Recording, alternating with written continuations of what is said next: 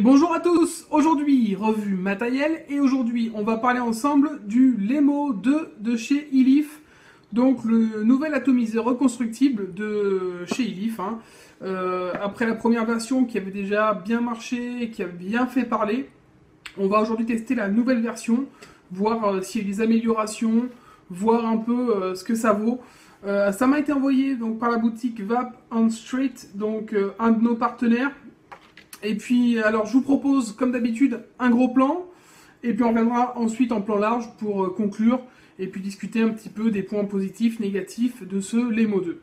Donc, c'est parti pour le gros plan. Et donc, on est parti pour ce gros plan avec le Lemo 2 de chez Elif. Donc, il est présenté dans une boîte en carton, comme celle-ci, voilà.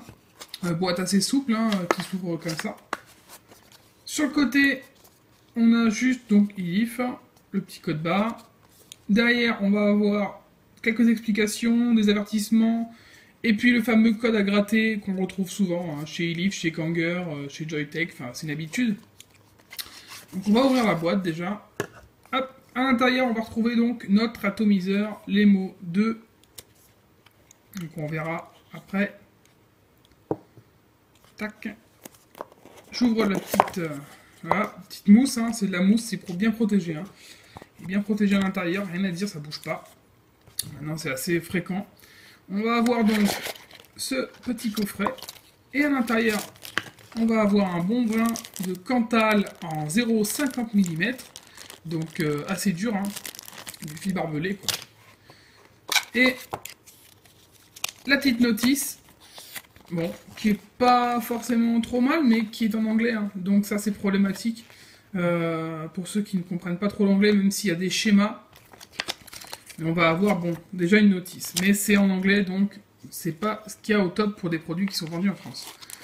Une chose importante, ça donc un petit avertissement pour le remplissage, on en parlera tout à l'heure, mais alors c'est bien d'avoir mis. On a donc cette petite étiquette et puis ben si vous achetez le Lemo 2, pensez à la suivre parce que c'est très important.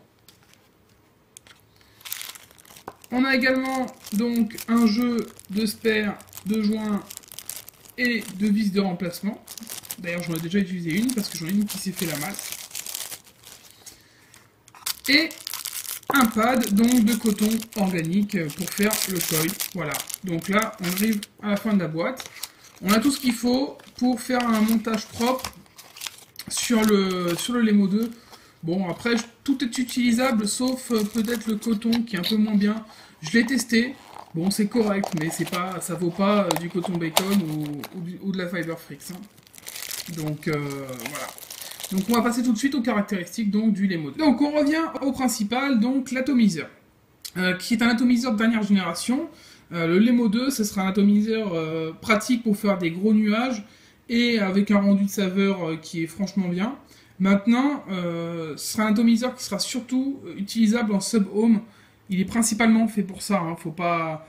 J'ai essayé de l'utiliser autrement qu'en sub-home. C'est bien, mais on sent qu'il a été principalement étudié pour ça. On a donc une taille au niveau caractéristique de 85 mm en hauteur, drip tip compris. On a un diamètre de 22 mm, ce qui nous permet donc de l'adapter un peu partout, sans souci. On va avoir un tank d'une capacité de 3,8 ml, ce qui est assez peu. Si vous avez le Lemo 2 ou vous l'utilisez, vous vous rendrez compte qu'il faut le remplir tout le temps. Et puis si vous ouvrez l'airflow complètement, alors là, c'est toutes les 5 minutes qu'il faut le remplir. C'est assez impressionnant, mais c'est aussi par rapport à son utilisation. Il a tellement une belle densité de vapeur et un rendu de saveur au top, que vous verrez le jus, ça part à une vitesse, c'est impressionnant. Et il a une connectique 510 qui n'est pas adaptable. Donc ça, c'est un petit moins aussi. Bon, on fera avec, hein, ça s'adapte un peu partout quand même. Hein, mais on ne peut pas le régler. Donc c'est pas forcément pratique. Alors au niveau du design, on retrouve un atomiseur franchement avec un design sympa, futuriste, assez classique au final. Mais qui est quand même beaucoup moins lourd que ses frères donc du high-end style Typhoon GT2, tout ça il fait que 70 grammes, donc c'est pas non plus, bon c'est pas léger mais c'est pas non plus pesant, comme les derniers atos qui sont vraiment lourds. On est sur un atomiseur qui va être en acier inoxydable, donc entièrement, et qui a un drip tip avec un embout assez large, donc pour faire des gros nuages et avoir une inhalation directe. Alors le Lemo 2 comporte donc 7 parties, je l'ai démonté entièrement, donc on va pouvoir regarder les différentes parties déjà, puis après on rentrera plus dans le détail. Donc tout d'abord, on a la base donc qui contient l'airflow et qui est à part du plateau, donc avec la connectique, voilà. Et vous allez avoir votre plateau ici, donc un plateau classique, hein. On reviendra dessus en détail juste après. Hop. Et votre plateau va venir s'insérer sur cette base d'airflow, tout simplement. Voilà. Au niveau des filetages, franchement, il n'y a pas de souci. Ça passe très bien. On a également donc au-dessus le top cap, où on va avoir également en plus donc cette fameuse fente où on viendra donc remplir son réservoir. On verra ça pareil tout à l'heure, hein. Ce sera un truc particulier donc que je vais faire sur la revue. Hop, le tank en Pyrex, bon, tout à fait classique, hein. La première partie de la cheminée qui va venir recouvrir donc votre coil une fois qu'il sera fait. Voilà. Bon, on est sur un montage qui ressemble clairement à ceux d'un Keifun 3.1. Hein. C'est à peu près la même chose, hein, même principe. Pour ceux qui connaissent, vous ne serez pas déstabilisés. Hein. Hop, ensuite on referme la petite cheminée. Deuxième partie de la petite cheminée. Voilà. On met le Pyrex. Et on referme avec le top cap. Voilà. Hop, le drip tip, donc un drip tip qui est assez ouvert pour une vape très aérienne. Voilà. Donc là, on a cette pièce, mais c'est franchement un ato simple. Il n'y a pas de choses très très complexes dessus. Hein. Alors, on va démarrer par la présentation donc, du plateau de ce Lemo 2. Mais tout d'abord, je vous dis, j'ai oublié de vous présenter donc le tournevis qui est présent dans le packaging. Hein. Donc il y a un tournevis plat avec un autre côté cruciforme, c'est dans le packaging. Et j'avais oublié de le dire, donc je le précise maintenant. Au niveau du plateau, on va avoir donc ici un joint sur le côté, et on en a un autre également de l'autre côté du Pyrex, hein, qui va venir sur le top cap. Attention parce qu'ils ont tendance à se coller au Pyrex et donc après ils tiennent pas forcément et si vous faites pas attention ça peut vite disparaître et après c'est très embêtant. Donc je le précise. Hein. Au niveau donc du plateau lui-même, on est sur un plateau du style Keifun 3.1, hein, assez classique. Donc vous allez pouvoir monter votre coil simple. Donc on a de chaque côté une vis donc de serrage avec un pôle positif, un pôle négatif, et de quoi donc des trous pour passer votre Cantal et venir le coincer. Et ça c'est vraiment pratique, ça marche bien. On a des filetages qui sont vraiment corrects. Moi j'ai pas eu de soucis à ce niveau-là. Là on est sur une plaque qui normalement est censée tenir le choc et ne pas fondre. Hein. J'ai pas eu de soucis non plus. Ça tient bien, c'est fait exprès.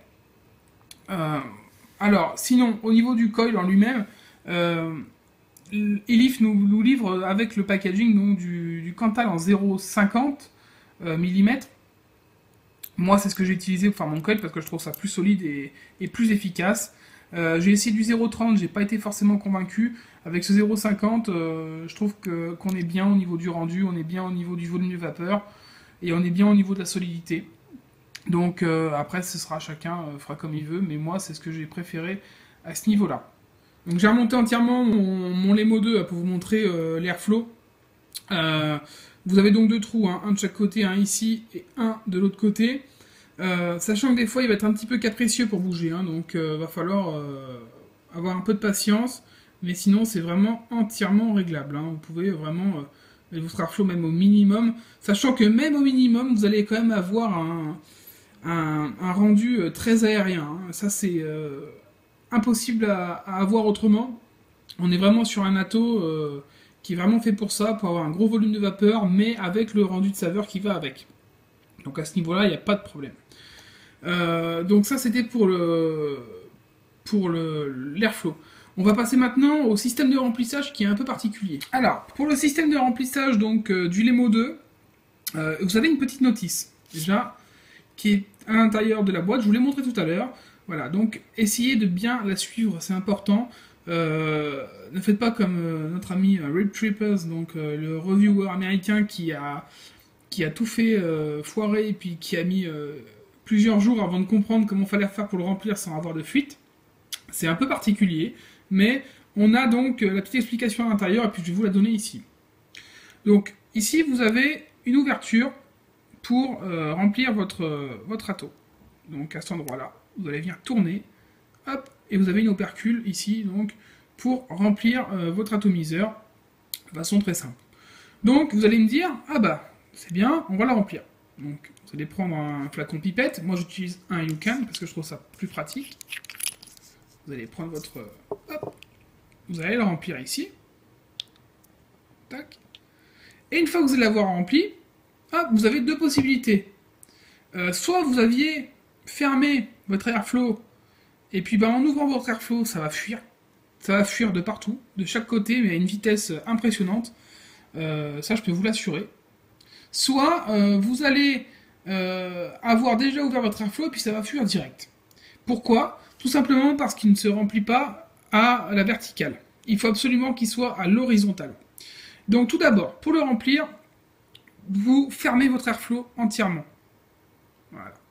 Vous fermez entièrement votre airflow, vous le posez à l'horizontale avec l'opercule ouvert, et vous allez venir donc le remplir en insérant à l'intérieur. Donc vous remplissez votre ato, tout en faisant attention à ce que votre embout de flacon ou de UCAN ou de flacon pipette, peu importe, ne touche pas le liquide à l'intérieur. Il faut vraiment faire ça sans que ça touche. C'est pour les arrivées d'air parce que sinon vous allez avoir également des fuites. Donc c'est vraiment précis. Et une fois que vous avez rempli, vous le refermez tranquillement. Vous le refermez, hop, voilà, tout simplement. Vous le remettez à la verticale, et puis là, doucement, vous pouvez ouvrir votre airflow, et vous n'aurez pas de fuite.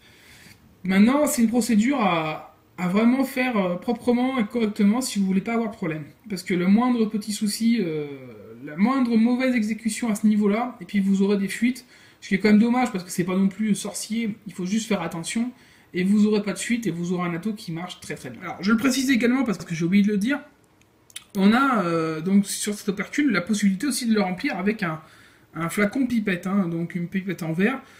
Évitez, honnêtement, évitez, j'ai essayé, vous allez avoir une bulle de liquide qui va se former, ça va bloquer, ça va couler partout sur le côté. J'ai essayé plusieurs fois de plusieurs méthodes, au niveau de l'appel d'air ça passe pas, donc utilisez plutôt un flacon vraiment classique ou un flacon aiguille pour que ce soit plus simple. Parce que sinon ça va vraiment être compliqué avec tout ce qui est pipette en verre, hein. Donc tous les jus américains, transvasez-les d'abord dans un UCAN ou dans un flacon aiguille. Ce sera vraiment plus simple. Alors au niveau du montage, j'ai mon coil dessus, donc un coil qui est à 0,6 ohm, donc en sub-ohm, hein. Après moi je fais des coils entre 0,6 et 1 ohm. On va être donc sur un montage classique. Au niveau du coton, il faudra une bonne dose de coton, mais attention à ne pas en mettre trop ou à ne pas en mettre trop peu. Là, j'ai laissé 1 ou 2 mm en plus pour avoir donc plus de matière, parce qu'une fois que le coton sera imbibé de liquide, ça se rétracte. Donc voilà. Donc je l'ai bien mis au niveau des rigoles qui se trouvent donc sur le côté, comme sur le Keifoon classique. Donc je referme ma cheminée. Hop. Je vais venir refermer en vérifiant bien qu'il y a mon joint, c'est bon. Hop. Je referme mon ato.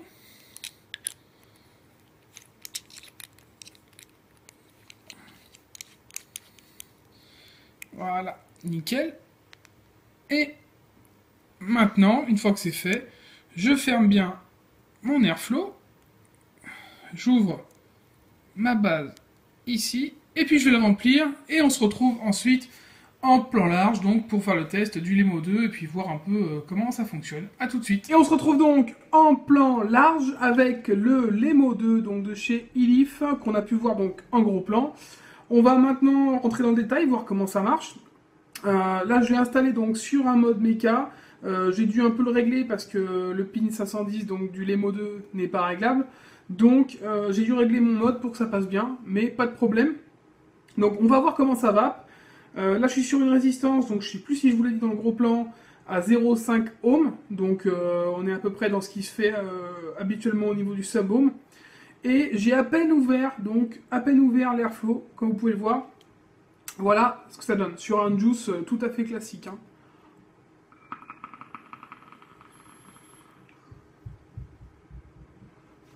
Donc voilà, on a une bonne vape, on a un très bon rendu de saveur, on a une belle vapeur bien dense, et j'ai à peine ouvert l'airflow, donc vous voyez quand je vous disais que c'était vraiment un atto sub-ohm qui est fait pour ça et qui est fait pour avoir quand même une grosse densité de vapeur. Là avec un petit montage aux oignons et à peine ouvert sur l'airflow, déjà ça balance pas mal. Maintenant vous allez voir qu'avec l'airflow bien ouvert, on peut avoir une densité encore plus importante.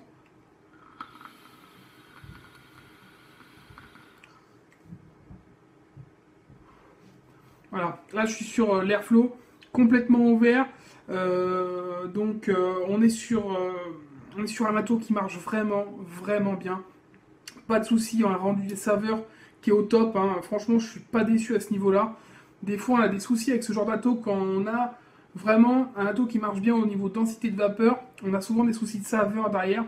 Là c'est pas le cas, on a vraiment une belle restitution, donc à ce niveau-là rien à dire. Donc, on va passer au point positif, au point négatif. Donc, on va commencer d'abord par les négatives, hein, comme ça c'est fait. D'abord, la capacité du tank. On est sur du 3,8 ml, donc elle a été réduite par rapport à la première édition du Lemo. Je pense qu'une capacité de tank de 5 ml aurait été judicieuse, parce que là, 3,8 ml, ça part vite. Hein. Surtout si vous ouvrez bien l'airflow, vous allez voir votre tank, ça suce du liquide à bloc. La notice qui est en anglais uniquement, encore une fois, c'est pas grand chose, mais c'est un défaut qui commence à être récurrent. Il y a encore très peu de fournisseurs qui donnent des notices en français. Vous vendez en France, mettez les notices en français, ça paraît logique. Donc le pin 510 qui est non réglable, ça, bon, c'est un petit détail, un peu gênant, certes, mais ça reste un petit détail qui peut avoir quand même son importance. Même si maintenant pas mal de modes ont quand même des plots réglables ou des pins flottants. On a une bague d'airflow qui n'est pas toujours évidente à bouger, surtout quand l'atomiseur est installé. Alors, je vais vous montrer, vous voyez là, pour la bouger il faut forcer un peu, et donc c'est pas forcément évident. Bon, c'est encore un détail, mais ça joue. Ça se bouge, mais bon, c'est pas toujours hyper simple. Donc le côté remplissage est pas évident non plus, c'est un peu technique, mais ça explique aussi pourquoi on rappelle à chaque fois de bien lire les notices, hein, parce que souvent tout est expliqué dessus, et le fait de ne pas les lire, ça peut vous poser problème. Là, si vous ne lisez pas la notice et que vous n'avez pas compris le principe, l'atto il peut fuir pendant sur un nombre de fois assez importante, et puis vous comprendrez toujours pas pourquoi. Alors qu'en fait, il suffit de le mettre en position horizontale et de bien bloquer l'airflow avant de remplir, et vous n'aurez pas de soucis. Mais ça, il faut le savoir. Donc vous avez ce petit fascicule à l'intérieur où tout est noté, et on vous le rappelle également dans la revue. Et puis la consommation de liquide. La consommation de liquide est assez importante quand même. Hein. On est sur un petit tank, mais on a quand même une belle consommation. Plus vous allez avoir une résistance évidemment basse, et plus vous allez avoir une demande au niveau de l'airflow, avoir un airflow ouvert, plus vous allez consommer de liquide, ça c'est une évidence, mais on a quand même une grosse consommation à tel point que des fois on passe son temps à le remplir. Hein. Donc ça c'est un peu casse-pied. D'où le fait aussi, on en revient à la capacité du tank, il faudrait que ce soit un peu plus gros. Peut-être que Elif proposera d'ici quelques temps des Pyrex un peu plus gros, qui feraient 5 ml, ce qui serait top. Maintenant, voilà, à voir. Alors, au niveau des points positifs maintenant, on a par exemple donc la taille, le diamètre de 22 mm, qui est un très bon point, puisque ça s'adapte très bien sur les box comme sur les modes, hein. Mecha, pas de problème, enfin sur la plupart en tout cas. On a une facilité d'utilisation, Même si c'est un atomiseur reconstructible, il y a franchement rien de compliqué, c'est un montage simple. Il suffit vraiment de suivre la procédure classique et vous arriverez à faire un montage avec franchement un bon rendu et une belle densité de vapeur. Donc ça peut être pas mal pour débuter aussi, ça, d'avoir un atto où le montage est assez simple. On a toujours ce système de remplissage qui d'un côté est technique, mais d'un côté est aussi très pratique et vraiment bien étudié, parce que ce petit trou qu'on a au-dessus, là, ce petit opercule, franchement, vous avez juste à le tourner et à le remplir. Donc ça, c'est vraiment pratique, vous n'avez pas besoin d'ouvrir tout l'atto pour remplir votre tank, et ça, c'est vraiment une bonne chose, même si c'est un peu technique la première fois, mais une fois qu'on a compris le truc, c'est vraiment une bonne idée et vraiment pratique. La finition qui est de très bonne qualité également. On a des filetages parfaits, on a un mode qui est beau, qui est franchement qui est bien réussi, qui est bien fini. Voilà, il n'y a rien à dire à ce niveau-là, c'est du bon boulot par Elif, il n'y a pas grand-chose à dire. On a donc une bague d'airflow qui est quand même très précise et pratique, même si elle est des fois pas évidente à bouger, on a quand même la possibilité de l'ouvrir un tout petit peu ou de l'ouvrir entièrement. Vraiment au choix, vous allez avoir des possibilités énormes avec cet airflow. Contrairement à la plupart des atomiseurs, vous allez avoir un trou, un autre petit trou, enfin vous allez avoir 5-6 positions. Là, vous avez vraiment au poil, vous faites comme vous voulez. Donc ça, c'est une bonne chose, et je pense qu'au fur et à mesure, on verra que les airflows de ce type-là. On a évidemment, comme je l'ai déjà dit, un très bon rendu de vapeur et un très bon rendu de saveur. Ça, c'est indéniable. Très belle production de vapeur, très bon rendu de saveur. Les goûts sont là, on les retrouve tout de suite, même en ayant l'airflow entièrement ouvert, même en ayant une résistance en sub-ohm, il n'y a pas de souci. On a vraiment un très très bon rendu. Donc pour ça, je félicite Elif parce que c'est vraiment du bon boulot. Et puis finalement, on a également un très bon rapport qualité-prix, parce que avec un atto à 42,50 €, j'allais y venir après, on est sur des prix tout à fait corrects. On est loin des Typhoon GT2, on est loin des Keifoon 4, on est loin de tous ces attos-là qui sont beaucoup plus chers. Certes, qui n'ont pas peut-être les petits détails, les petits points négatifs qu'aura l'Emo, mais à côté de ça, c'est un très bon rapport qualité-prix, parce qu'avec 42,50 €, vous pouvez vraiment vous faire plaisir. Et vous pouvez vraiment tout dégommer, quoi. Je veux dire, pour moi, c'est vraiment un kiff, cet atto. Il y a juste, mon seul problème personnel, ça serait au niveau du tank et de la capacité. Mis à part ça, le reste, c'est des fioritures, c'est pas très très grave. Et pour les tarifs de ce Lemo 2, on est donc sur du 42,50 €.